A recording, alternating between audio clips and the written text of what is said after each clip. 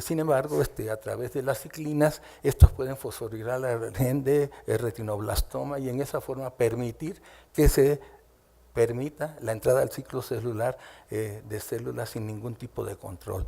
Cuando existe algún tipo de alteración, normalmente en LAL no existe alteración en la proteína del retinoblastoma, pero sí puede existir en alguna de ellas que inhiben la fosforilación de esta proteína a través de las ciclinas.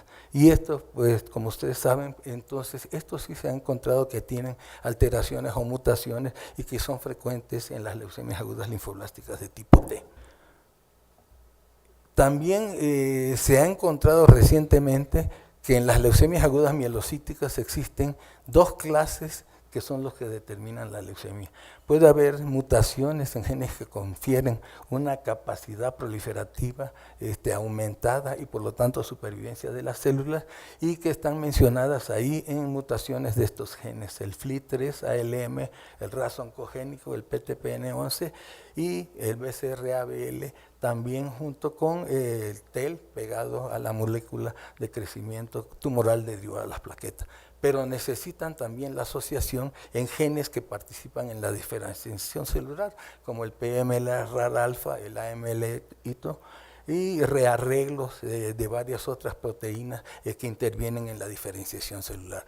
Como ustedes ven, recientemente se ha informado que se necesitan ambos tipos de mutaciones para originar que los pacientes desarrollen una leucemia. Y lo mismo se está encontrando actualmente en leucemia aguda linfoblástica, aunque normalmente conocemos las traslocaciones y las alteraciones mayores, actualmente se están encontrando alteraciones submicroscópicas que seguidas a través del tiempo han demostrado que tienen una influencia muy importante en las recaídas de algunos pacientes. Pueden ser adquiridas durante la evolución o pueden estar presentes desde el momento del diagnóstico. Ahora, ¿dónde se origina la leucemia? Bueno, todos lo saben, digo sobre todo los pediatras saben que vemos tres tipos de leucemias fundamentales, ¿no? Las que se originan en la médula ósea, que llamamos precursores de células B, las que se originan en el timo, que son las leucemias agudas linfoblásticas tipo T, y las que se originan en las placas de Peyer o ganglios abdominales, que son las leucemias agudas linfoblásticas B maduras o tipo Burkitt. Y en las LAM, bueno, lógicamente se originan en la médula ósea. La gran mayoría, aunque sabemos que puede haber a veces sarcomas granulocíticos fuera de la médula antes de la detección de un cuadro de leucemia aguda bien definido en médula ósea. La que sigue. ¿De qué dependen las manifestaciones clínicas? Bueno, todo el mundo lo sabe, pero vean, en pediatría depende de la edad del paciente, por eso los cuadros son de enfermedad avanzada en el lactante, del sitio de origen de la leucemia. Lógicamente todos saben que las que tienen mayor capacidad proliferativa es la B madura y le sigue en capacidad proliferativa las leucemias agudas linfoblásticas tipo T y finalmente quedan las precursores de células B. Del ritmo de crecimiento de la célula leucémica que depende efectivamente del linaje involucrado en el tipo de leucemia, el grado de infiltración de la médula ósea y la magnitud de infiltración y de extensión extramedular del proceso leucémico. Desde luego, los pediatras y todo, y ahorita mencionó la doctora Marta Alvarado, bueno, que es importante también el intervalo entre el inicio de los síntomas y el diagnóstico, y desde luego se menciona que la capacidad del huésped para mostrar una respuesta inmunológica que detenga la progresión de la leucemia. La que sigue, por favor. Bueno, hay ciertas analogías entre la leucemia de riesgo bajo en el ser humano y el modelo de leucemia reciente L1210 en el animal de experimentación, o sea, la leucemia murina en roedores. ¿Y eso en qué consistía?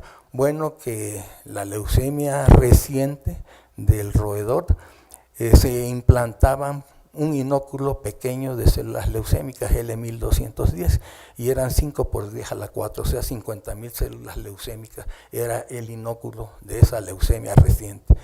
¿Y en qué se parecían ambos grupos? Bueno, que en realidad la carga tumoral expresada por el recuento leucocitario es baja, que tienen un síndrome infiltrativo mínimo y desde luego que tienen buena respuesta al tratamiento, una supervivencia prolongada y una tasa de curación alta. Y entonces en el ser humano, ¿cuáles son ese grupo de pacientes?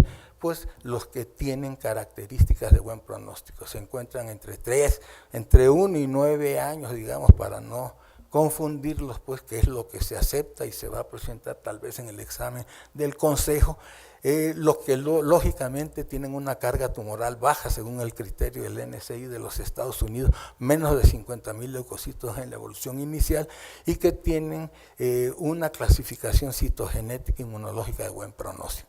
Quiere decir que son precursores de células B, CD10 positivo y que tienen algunas alteraciones que hablan de buen pronóstico en la clasificación cistogenética. O sea, la presencia del TELA-ML1 y de hiperdiploidea en esa población celular leucémica. Y entonces responden igual, tienen una carga tumoral baja cuando llegan a los hospitales, generalmente se encuentran entre 3 y 6 años de edad, tienen un síndrome infiltrativo mínimo, no tienen infiltración extramedular y desde luego tienen una buena respuesta al tratamiento, supervivencias prolongadas y una tasa de curación alta.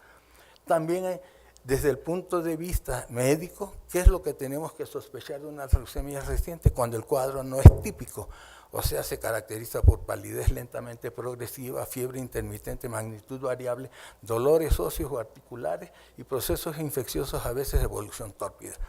Acuérdense que el médico de contacto primario es el que tiene la obligación de sospechar leucemia y hacer el diagnóstico en esta etapa, pero lógicamente la biometría hemática, si solicita huesos largos, el paciente es completamente normal. ¿Por qué? Porque lo vamos a detectar cuando está arriba de 30% de blastos. Él no lo va a hacer, debe canalizarlo a un centro de tercer nivel donde se pueda hacer el diagnóstico de una leucemia reciente.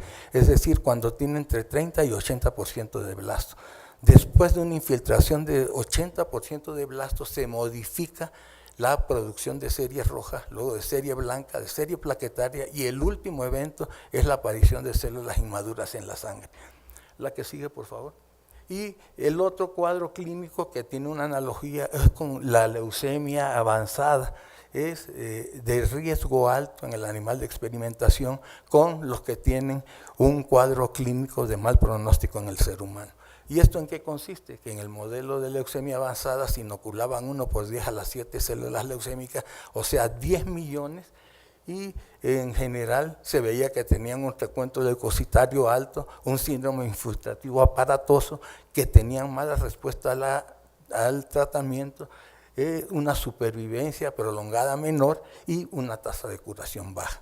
Y en el ser humano, ¿cuáles son los pacientes que tienen una similitud, una analogía con este cuadro de leucemia avanzada? Bueno, los que aquí se han mencionado, los que tienen mal pronóstico, los pacientes que tienen más de 50,000 leucos, pero sobre todo sabemos que a medida que aumenta la cifra de leucocitos empeora el pronóstico. Los que tienen 100 o 200 tienen un cuadro de leucemia avanzada.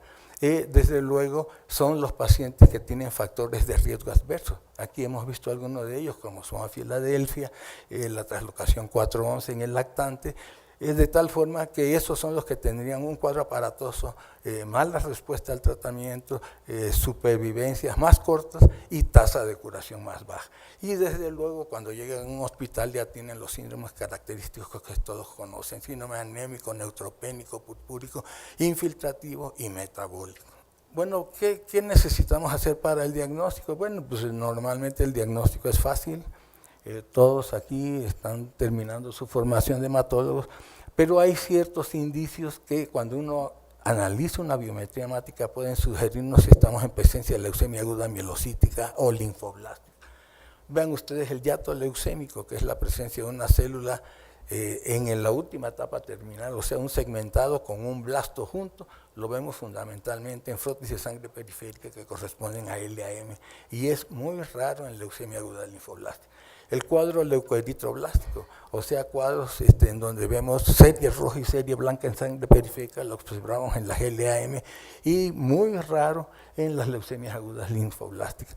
La desviación de la fórmula a la izquierda en la evaluación inicial o a la derecha los vemos en las leucemias agudas mielocíticas y rara vez en las leucemias agudas linfoblásticas. La presencia de células monstruosas, células de Rieder, más frecuente en leucemia aguda mielocítica que en la linfoblástica, aunque también ocasionalmente células L2 pueden dar esta morfología. La presencia de bastones de Howard, como todos saben, en las leucemias agudas linfoblásticas, y ocasionalmente hemofagocitosis en sangre periférica, que también lo vemos en la CLAM y no en la CLAL.